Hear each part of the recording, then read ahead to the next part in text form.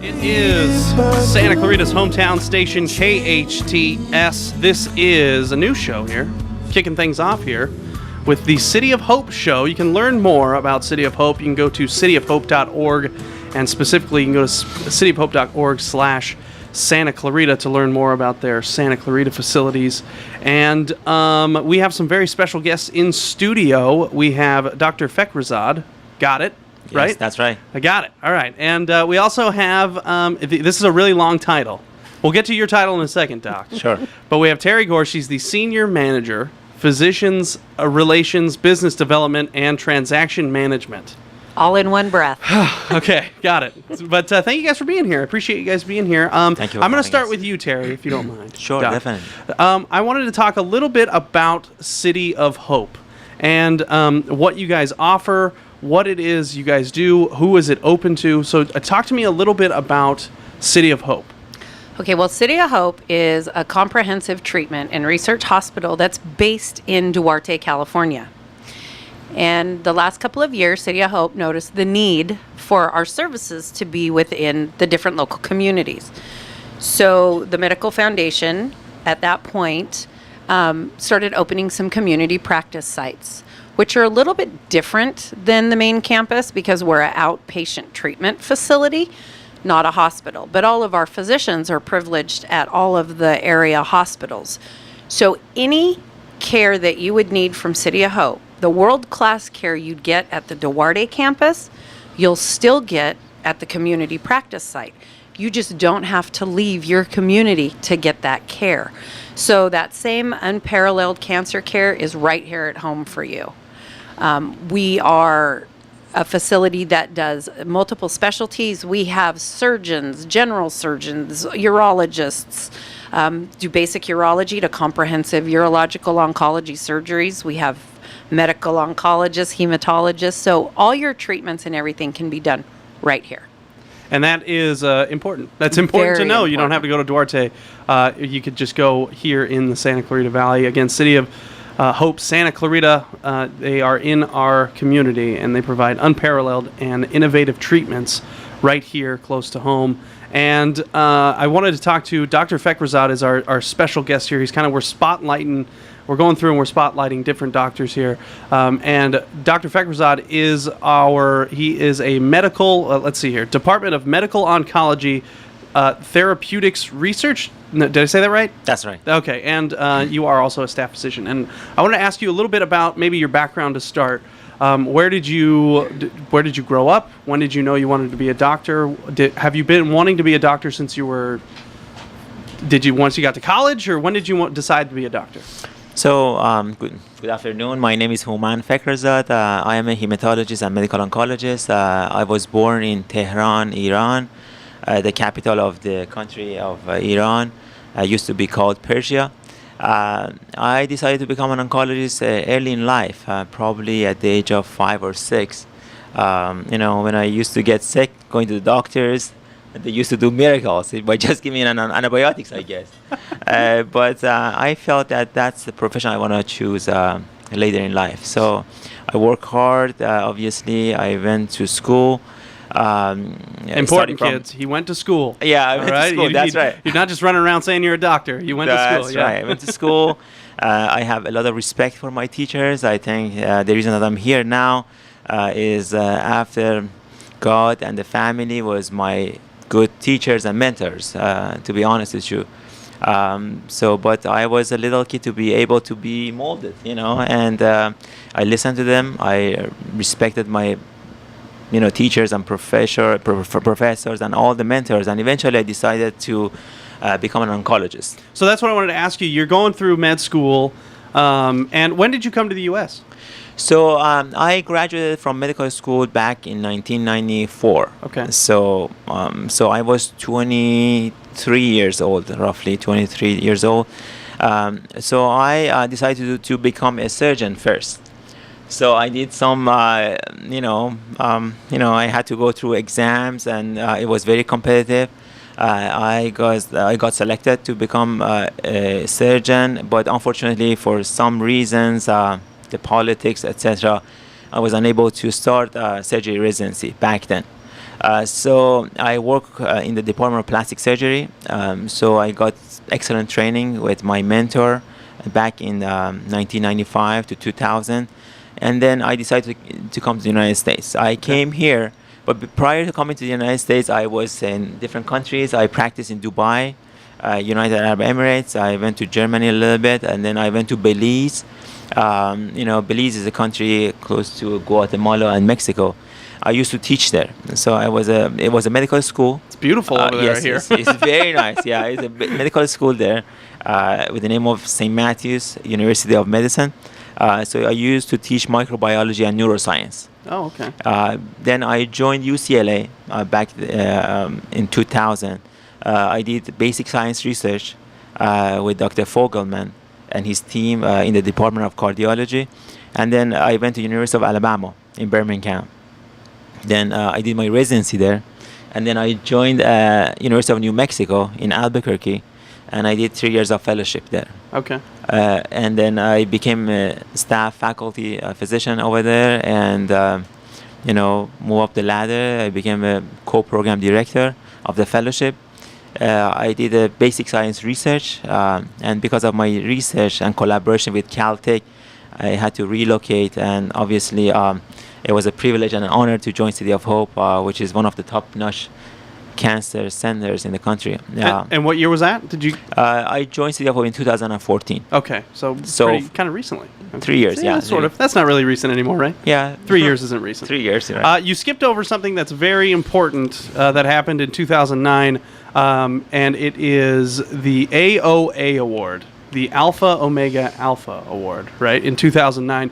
And this is can you maybe explain a little bit about, because when you explained it to me, I wasn't sure what it was, but what is the AOA or Alpha Omega Alpha Award? So Alpha Omega Alpha, is a kind of honor for a physician to get. So it's so you really don't know how you get it, to be honest with you. So there's one or two physicians per institution that they get it. It's like a pyramid. It's easier to get it when you're in college or medical school. It becomes more difficult when you're a resident or a fellow. And it's very, very difficult to get it when you're attending, full-fledged physician. And I think there is multiple reasons, and the reason I cannot explain because I don't know much about it, but you just get it, and it's an honor. It's an honor, a privilege to get it. So you have to work hard. You have to demonstrate that you're there for the patients. You have to show that you have good amount of knowledge, and you're a team player. So it's like a multiple aspects of a human being and a physician to get that award. It's not like you pass the score of 100%, you get the award. It's not like that. So it's like multifactorial kind of. I received it in 2009. I was humble, honored, and privileged to get it. And this is another award, but I don't think it's gonna make the physician a better physician. It just tells us that in the society we have to work hard. In the society we have to respect our patients and work well with the colleagues. And obviously we have to raise the bar of our knowledge to be able to demonstrate that this is the way that we can provide the care. It's not just by being kind to the patient. You have to have the knowledge and expertise and use the tools that you have to get promoted in the science that you want to get. Yeah. This is the City of Hope show on your hometown station, KHTS. Go to cityofhope.org/Santa Clarita to learn more about the Santa Clarita facility right here in the Santa Clarita Valley. And we're speaking with Terry Gore is here. She's been a little quiet, but it's okay. But we also are talking with Dr. Fekrazad, and we talked a little bit about your background. There was obviously a pivotal moment in your life where you wanted to do surgery. You were talking about doing surgery, and you ended up doing plastic surgery. What about oncology? Well, one, for those who don't know, what is oncology? And two, why that angle? Why did you choose that over every other field you could have chosen? Sure. So first of all, we know that cancer is a bad disease. So when I was in a medical student in medical school back in late 90s. I'm sorry, late 80s and early 90s. So we used to lose a lot of our patients.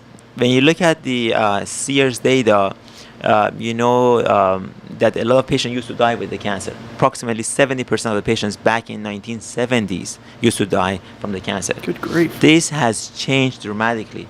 Nowadays, approximately 30% of patients with all diagnosis of cancer die from the disease and succumb from the disease.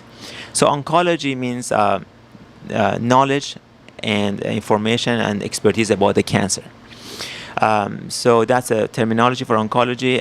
So the cancer can get any organs of our body, from the brain all the way to the main organs of kidneys, liver, lungs. Heart cancer is less, cancer of the heart is less common, but main organs can get cancer. And usually patients have serious problems when the cancer is spread to other organs. Most of the time when the cancer is confined to one area, we can basically eradicate the cancer cells by giving a kind of multidisciplinary approach. So, giving the surgeons to remove the tumor and asking the radiation oncologist or medical oncologist to give some additional treatments to eradicate the cancer cells. But when the cancer is spread to other organs, when we call it a stage 4 disease, the cure rate dramatically goes down.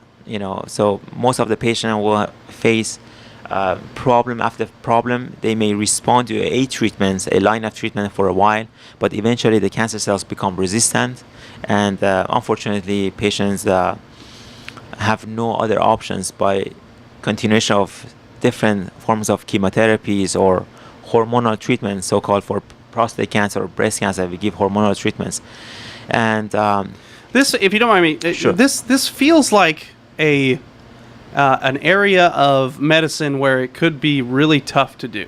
Sure. How do you work that out and deal with that? I'm sure you've been asked this before, but this seems like a tough area of medicine to be in. Definitely, it's extremely tough. The reason is when you grow and you become older, you're able to compartmentalize things to some extent, but still, you're human. And that would make you a better doctor since you are human. It would right, make you a better doctor. You're not the robot. That's right. Exactly. But the thing is, I celebrate with my patient when we achieve a complete remission, or there is free of disease, or I definitely get emotional and cry with my patient when there is no other alternatives. And that's definitely a challenge for us. But as we learn about our field, we become more and more expert of how to handle these tough situations, and how to be a doctor at the same time, be able to provide support to our family, become maybe a dad, be a husband, be a cousin, do our normal daily living. So I think being able to compartmentalize things is the key. Yeah.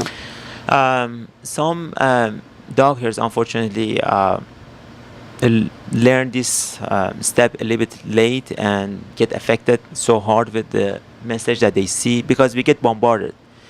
Bad news after bad news, or sometimes we see a good news and we see that little light, and it's like a light at the end of the tunnel. Yeah. So we hope and pray that can be for every single patient that we see. So that's how we become interested in doing research. Yeah. And by doing research, because we become optimistic of, okay, so if this treatment is failing, let's go for another step. If this is not working, so let's find another way of tackling the cancer. So I think becoming a physician scientist is the key. Yeah. So because by doing research, you learn from your mistakes, and that can be translated to your patients, not getting harm of the same mistakes that other people are doing over and over, every day. Yeah. Yeah, we're speaking with Dr. Fekrazad. He is from City of Hope. He is it says associate clinical professor, Department of Medical Oncology, Therapeutics Research. He's also a staff physician. And let's actually get a little bit more specific. We're going to take a quick break and we'll come back and we'll talk a little bit more specifically about questions that patients have. And I know we wanted to talk a little bit about colon cancer, rectal cancer, and stuff like Sure. that. Some specific types of stuff that you've seen that you deal with. So we're going to talk about that next. This is the City of Hope show on your hometown station, KHTS.